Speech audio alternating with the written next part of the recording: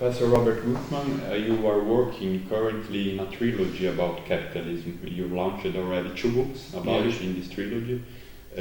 Finance-led capitalism, the second one Eco-Capitalism, and the third one you are writing right now is about the multipolar capitalism. So I want you to talk a little bit about that. Maybe the first question would be, what is finance-led capitalism? What defines finance-led capitalism? In which sense it's different from what we have seen in the transition from the 19th to the 20th century before Bretton Woods?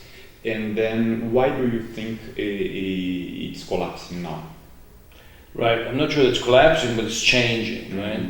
Well, I mean, one way to look at what's happening in a meaningful way is to look at the long-term evolution of capitalism, and in that sense, there are different phases and stages, right? So I believe in these long waves, and in the long waves you have different phases of capitalism, right, for each wave. And in the last one, finance played a hugely important role because it became a kind of a dominant engine, both of deciding the growth pattern as well as the distribution patterns, right?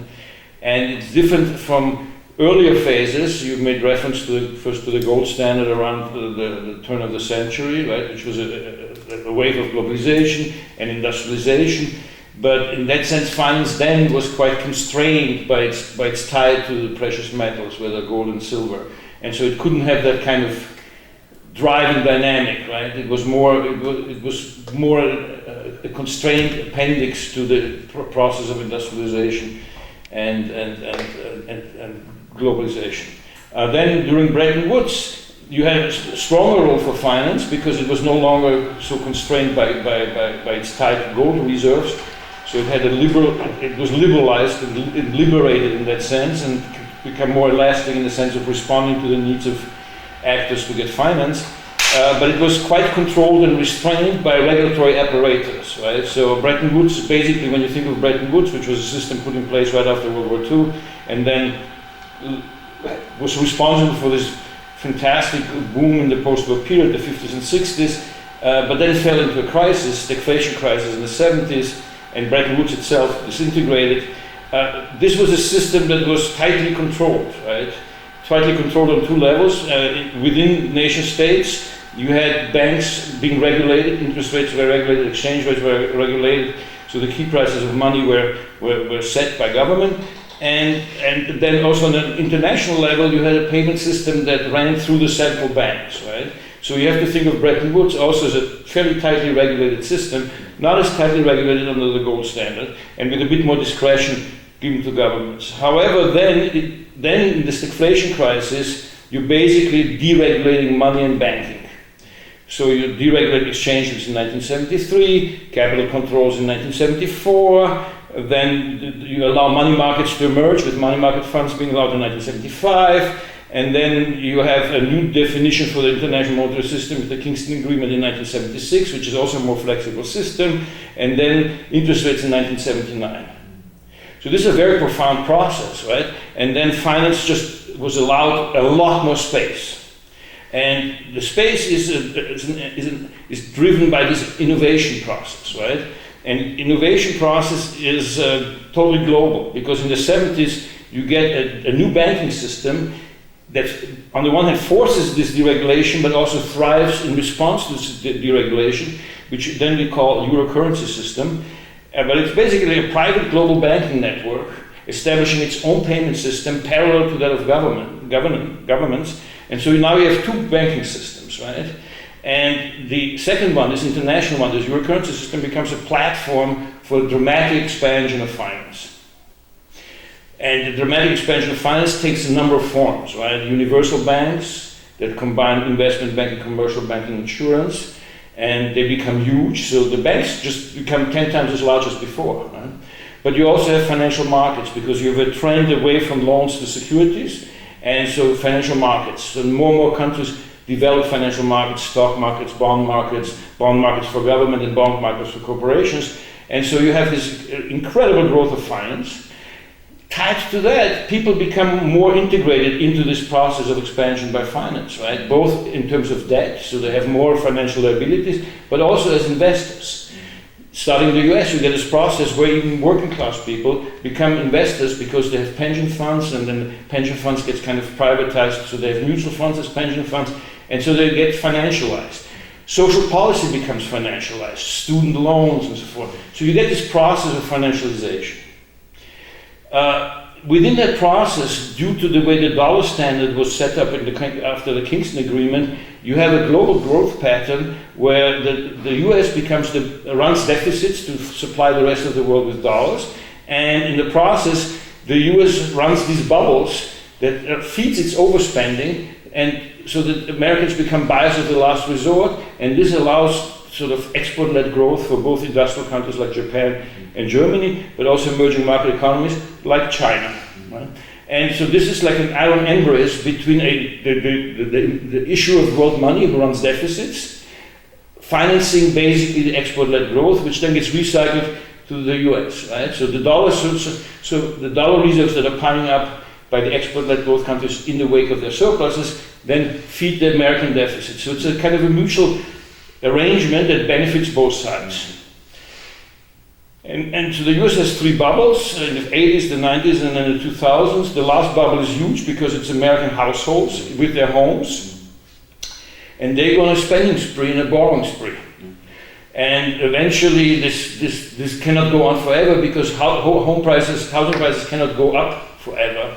And then you get this huge crisis. Starts like a small crisis, but because of the architecture of the interactions between these countries, it becomes an explosive crisis that touches all the corners. It's like a little bullet going into that light, and then it ricochets all over the place because of the interconnections. And then you have huge damage to finance. They have to be bailed out, but it's still they're damaged. You get re-regulation. You get two sets of re-regulations of finance. One is Basel III. We can talk about that, but it's a global regulatory apparatus that's much more serious than Basel I or Basel II in terms of capital requirements for banks, in terms of liquidity cushions for banks, in terms of leverage limits to banks. Right? So in that sense, finance-led capital is not the same anymore. Right? But at the same time, you also get, on a domestic level, a global agreement on new priorities for regulating domestic finance in terms of macroprudential policies, in terms of making markets more resilient, in terms of having some kind of separation of activities and so forth. Right?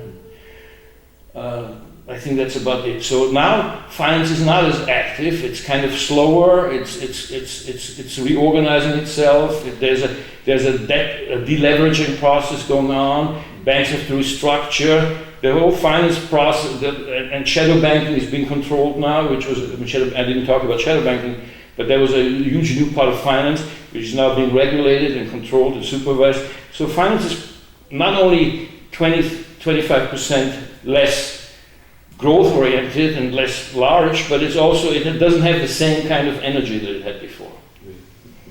Now, moving to your second book, when we talk about the eco-capitalism, the possibility of an eco-capitalism, we have to think about the importance of a world governance. Yes. And this is, nowadays, maybe we can see signs in the other direction. I mean, yes. Some countries trying to, the populism, the ascension of the right wing, the far right wing, the nationalism again, that makes it hard for me to see how this world governance can be built. So I'd like you to comment what would be this eco-capitalism and how this world governance may be built. Right. So just to kind of highlight a little bit and connect back to what I said initially about those long waves, right? So capitalism has this kind of long-term cyclical evolution, right, where it has very fast periods of growth, 20-some years. And this was through the post-war boom. This was true from the 1990s to the 2007 crisis. And this has to do because there are specific phases which we call accumulation regimes where capitalism works well, right? And then, but the problem is that it works well because there's a catching up process from periphery countries to the center. And the crisis starts when the periphery countries have caught up. So capitalism becomes a victim of its own success. And so now it is the victim of its own success of finance-led capitalism. We're going through a process where the crisis in its acute sense is maybe over, but there's a lot of there's a secular stagnation process, right? At the same time, this very rapid period of growth, which was a global process, right? It was the biggest globalization wave we've ever had, created ecological conditions that are very dangerous in the sense of greenhouse gas emissions. And so we're now paying the price for that growth, not only in the financial crisis, but also in building ecological crisis. Right? And you have to understand that climate change is not just a sort of negative externality like pollution, it's a far deeper problem, right? Because it's literally changing the biophysical interaction of the planet, which is a very complex process and quite a fragile process. And so I can give you lots of examples that show that as we go through the time, we're going to have huge problems. We're going to have huge problems just in terms of water. On the one hand, we're going to have too much water. On the other hand, we're not going to have enough water. So you're going to have a cumulative process that is deadly, literally, right? And that actually puts into question our existence as a species the way we are now. And so, because this is a cumulative process, right? The problem with greenhouse gases is they don't dissipate, they stay in the atmosphere. So the more we put in there, the more we build up this explosive problem of climate change. And we cannot live with more than 1.5, 2 degrees in the current setup, right? But we're reaching that. And so we don't have much time, we have 10, 15 years time. Now, we spent 25 years trying to put into place this new governance system, the Paris Agreement. And the first thing that Trump did was to get out of it. And there are many other countries who only went in there very grudgingly. Because part of the problem is that what will have to happen is a completely new energy mix. And because the energy that we have right now is the largest emitter of greenhouse gases. So a lot of countries that are producing oil and gas are really not wanting to do that. They don't want to be part of this, right? So you have to understand that the global governance process, the whole history of global governance, is in response to serious global crisis. Because you need a collective will, right? And there's also a coordination problem that only collective will can overcome. So there is a relationship between crisis, collective will, then governance, right? And we're not there yet. So we unfortunately, which is terrible because it's not reversible, we're going to have more of a crisis, ecologically, to get Paris Agreement strengthened enough to be a real global governance. The Paris Agreement is a first step, right? And even that first step gets undermined. And so you need to have a stronger step. But in a dialectical process, right? What Trump did makes it more likely, but only through worse problems, that we're going to get that global governance mechanism. Right? Okay. And then moving to the third book you are writing right now, what do you think about this multipolar capitalism? What is it going to be in terms of tensions, equilibriums? And since we are within this framework of the Winter School of BRICS Networks University, right. I'd like to ask you also which will be the role of BRICS as a group or the individual countries that compose BRICS within this multipolar capitalism. Right. So let me start with BRICS first, okay. Right? Because, of course, when you had this period of finance-led capitalism, which was also a period where half of the world's population came into the capitalist system where they were previously excluded either because they had kind of communist economies, or they had state-run economies that were kind of, following the import substitution model, like Brazil. All of these countries kind of changed politically and deregulated and entered through this finance process, entered into the world economy, right? And when that happened, there were certain outstanding countries that were large and kind of found themselves in a new space. Opening up, and they looked for kind of likewise countries, and BRICS is that kind of relationship, right? BRICS is basically the 5 largest emerging market countries getting together, right? And getting together also as a coalition of the periphery to challenge the infrastructure, also institutional infrastructure, from Bretton Woods, which is dominant in a hierarchical fashion with the US on top, and then the Europeans below, and then everybody else not having very much a fair representation, right? So it was also, BRICS was also an engine for South-South, as an alternative almost, as also an extension of the globalization process, right? So BRICS had a hugely important role in that process, that last long wave, right? Now it becomes different, because the whole architecture and the dynamic of the current process of the secular stagnation is different, right? And it becomes more complicated, because in BRICS you have C, which is China, and that is one of the three poles that's emerging in the current configuration to be in the next 10 or 20 years, right? And China is a specific type of capitalism, and it has its own strategy for climate change, and it has its own push for global reach. And so the other countries, India, Russia, Brazil, South Africa, have to react to China becoming a superpower. So there's this reconfiguration within BRICS. And at the same time, as China becomes a superpower with its own strategy and its own type of capitalism, if you want to call it state-run capitalism, it becomes one of three poles, right? Because the Europeans are also trying to reorganize themselves. They're also in an existential crisis already. They have to figure out what they want to become. They may not be able to upgrade their infrastructure of policy making, but they have no choice, really, right? And then there's the US, and the US is an open-ended question, because you have a deep crisis within the US, and we don't know where we're going, right? If it's the Trump side, then it's going to be very different than if the Democrats who are moving to the left, right? So we're in a very tricky moment, and in a way, the BRICS is loosened now, right? And China is more dominant within that than it was. It was already dominant, but it's more dominant.